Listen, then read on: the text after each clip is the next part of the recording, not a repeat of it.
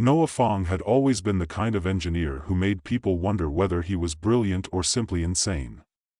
Today, however, as he stood in front of a massive group of investors, engineers, and journalists, it wasn't his usual antics that would leave everyone wondering. It was the giant metal cube hovering over his head. Introducing the Gravitomover 3000. Noah grinned as he flung both hands wide in a dramatic flourish.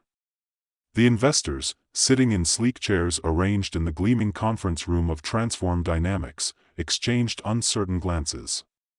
He could tell they were still processing the very concept of a machine that would manipulate gravitational forces. Though it sounded like something out of a sci-fi novel, Noah had spent the last 2 years perfecting it. Today, it would be the centerpiece of the company's latest breakthrough. He wasn't worried. He was used to this.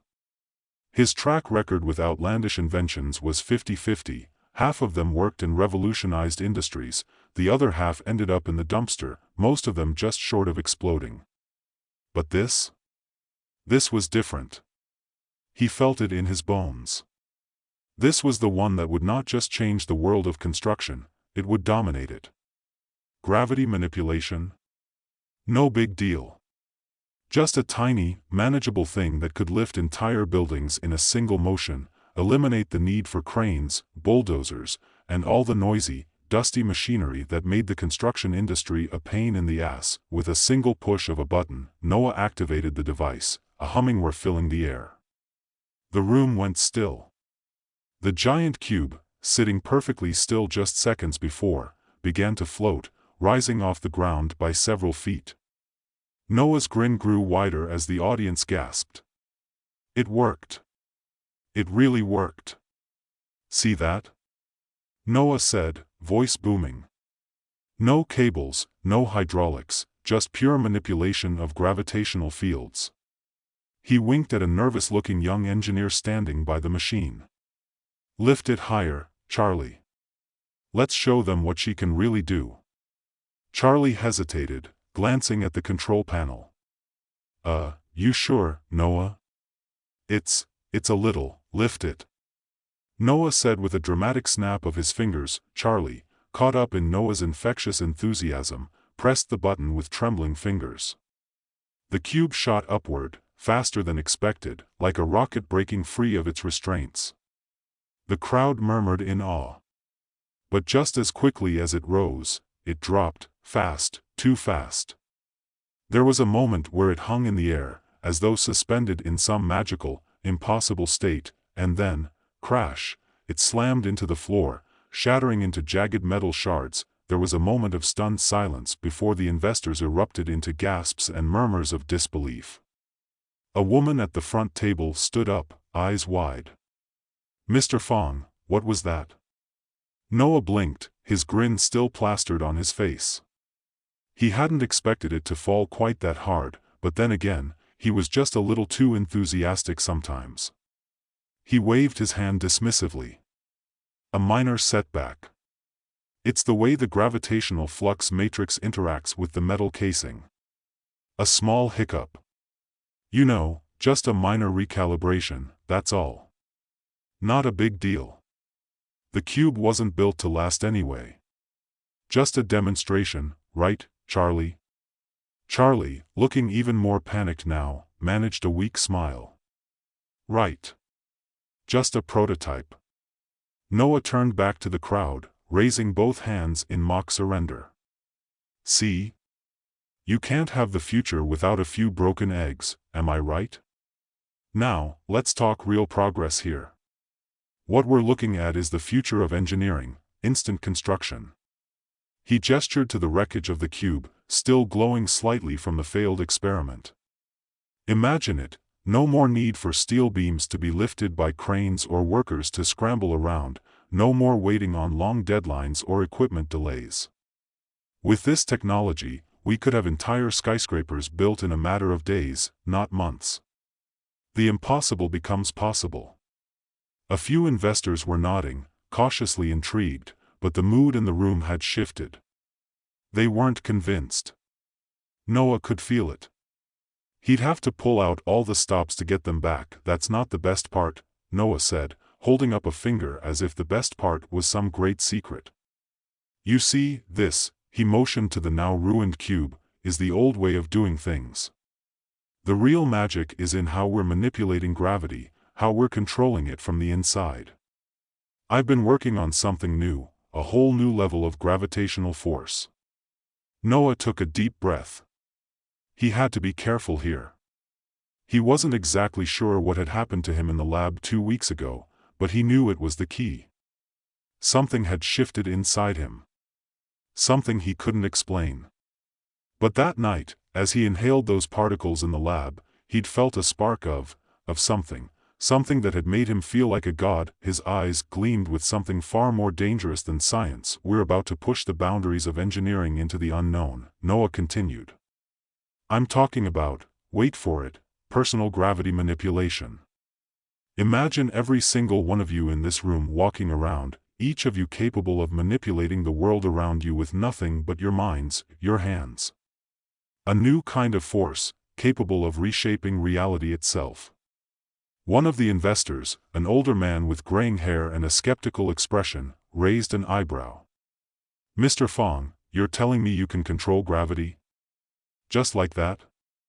"Not just control, sir," Noah said, moving closer to the table, his voice lowered to a conspiratorial whisper. "I can bend it, reshape it, pull it and push it with nothing more than thought. With practice, you could move mountains. I can show you." The room fell silent.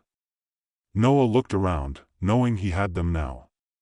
The investment, the patents, it was all within reach.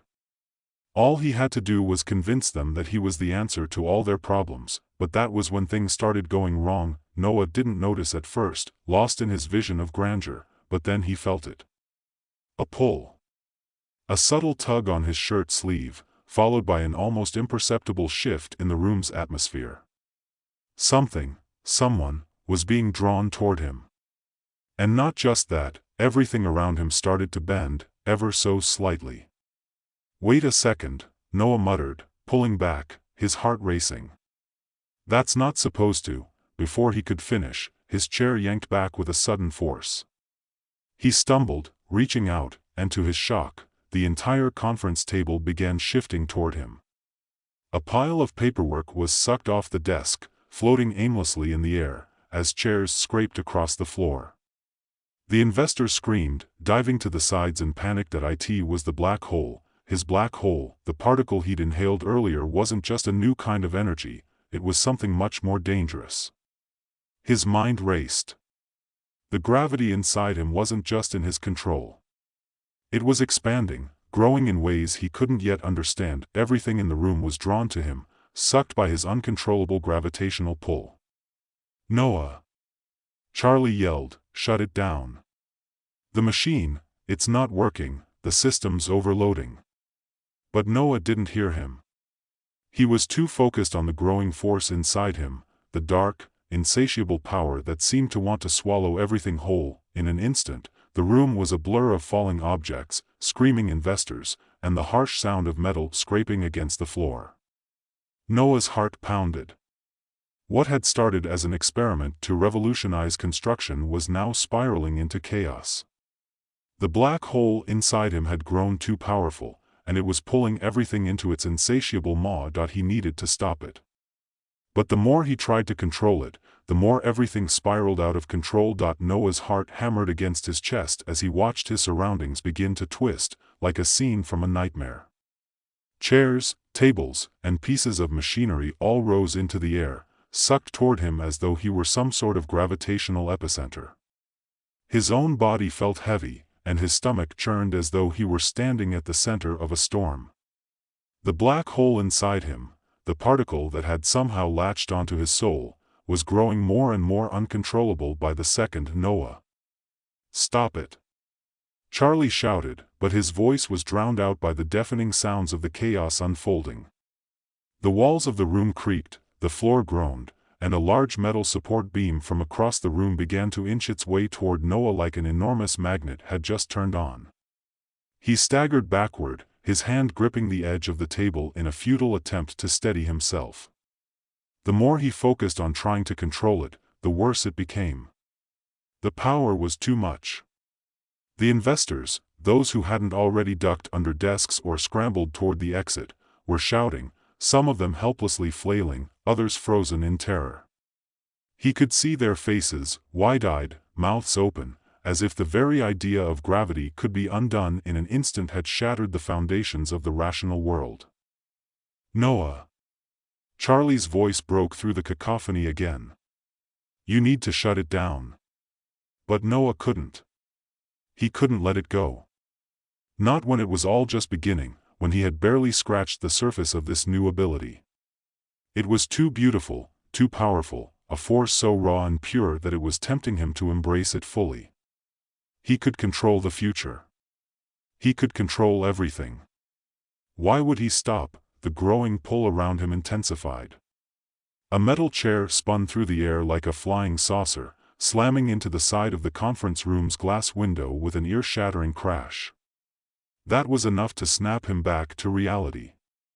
The last thing he needed was to be remembered as the guy who turned a building into rubble in the name of progress. That he swallowed hard, forcing his focus back to the task at hand.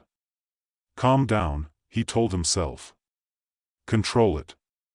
But the black hole inside him was far beyond his control, and it had a hunger he had not foreseen. It wasn't just objects that were being pulled into him anymore. His own body was beginning to feel the pull. His arms felt heavier, his legs like lead.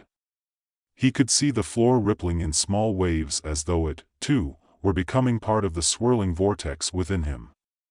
And then, it happened, his hand, which had been gripping the desk, was yanked away, his entire body now being drawn toward the center of the room, where the gravitational anomaly had fully taken hold. Help, he gasped, though he wasn't sure if anyone could even hear him over the growing hum of the gravitational pull. Jenna, his assistant, the one person who had always been more practical than the rest of his team, had been standing by the door, and she was already rushing toward him. Her hands moved swiftly, pulling at his arm as if she could somehow pull him out of this madness. But it was too late. The pull was too strong. Noah, you've got to let go. Jenna cried, her voice strained with panic. Her normally calm demeanor was now frayed, and the fear in her eyes was palpable. She tried to grab his other hand, but the force kept pulling them closer, like they were both being sucked into the very fabric of the earth itself. With one last desperate effort, Noah gritted his teeth and closed his eyes, willing himself to stop. But the black hole inside him was like a living thing, an all-consuming void that wasn't just part of his body anymore, it was his body. He wasn't sure if it was his will or the gravitational force acting on him, but something in his mind snapped. He couldn't breathe. His chest tightened as if the air itself was being sucked out of the room, and then, with a sickening lurch, everything went dark. When Noah came to, it wasn't to the usual office setting or the wreckage of the demonstration room. No, what he saw was far more terrifying. He was lying on a cold concrete floor, staring up at a single, flickering light above him. It took a moment for his brain to catch up with his body. He was lying down, but that wasn't what was wrong. What was wrong was the sickening weight in his stomach, the unmistakable feeling of too much weight. He shot up to a sitting position, his heart racing. Everything was still. Too still. The weight in his chest seemed to be pulsing, an aftershock of the force inside him that hadn't quite dissipated. He looked around, everything was dark, and yet, somehow, there was a faint glow from above. It was like being trapped in the middle of some kind of void. Noah? Are you okay? Jenna's voice broke through the haze. She was standing a few feet away, looking at him with a mixture of concern and caution, as though he might suddenly collapse into some kind of singularity and drag her down with him. Noah blinked, trying to clear the fog from his brain. What? Where are we? Jenna stepped closer, her eyes narrowing. We're in the lab. Well, what's left of it, she said grimly. She motioned to the debris scattered around them, the twisted remnants of metal and concrete from the building's upper floors. You broke something, Noah. Something big. Everything's been pulled into, well, you. Noah's hands instinctively went to his chest, feeling the strange, heavy pressure inside him. He could still feel the black hole, but it wasn't the same. It was as if it had stretched and expanded, now consuming not just objects, but parts of his own body, his entire sense of self. He wasn't sure if he could ever separate himself from it. The sensation of power was intoxicating, but he had no idea how much longer he could keep it contained. "I didn't mean to," he muttered, his voice a hollow whisper. "I didn't know what I was doing." You thought you could control it," Jenna interrupted, her voice cold. "And look where that got us." He looked at her then, really looked at her for the first time since the incident had started. The fear in her eyes had morphed into something else, something deeper. It was disappointment. Disappointment in him, the one person she thought she could trust. The one person who was supposed to have all the answers. I didn't mean for this to happen. I thought it was powerful. I thought it could change everything." "You've changed everything, all right," Jenna said bitterly. "You've just set us all up for disaster. The whole city's in danger. And you're the one who's going to have to fix it." Noah swallowed hard. He didn't know how to respond. How could he? How could he possibly explain to her, or anyone, that he had become something else entirely? That he was no longer just Noah Fong, the engineer. He was something else, something that couldn't even be contained by his own skin. He tried to rise, but his legs felt weak, like he was dragging concrete behind him. His thoughts were racing, his mind screamed for solutions, but all he could hear was the low hum of the gravitational pull. It wasn't just affecting objects anymore, it was affecting everything. His very presence had become a black hole in itself. "Jenna, his voice faltered, but he didn't know what else to say. "I know," Jenna replied, her voice softer now. "I know. But we need to fix it. Now." And for the first time in what felt like forever, Noah realized she was right. He couldn't ignore this. Not anymore. Not if he wanted to live, or to save anyone else. He closed his eyes, trying to gather the remnants of his thoughts. He could feel it still, inside him, pulsing, waiting to explode. He had to figure this out, before it was too late. Before it was already too late, Noah could feel the weight of the world pressing in on him.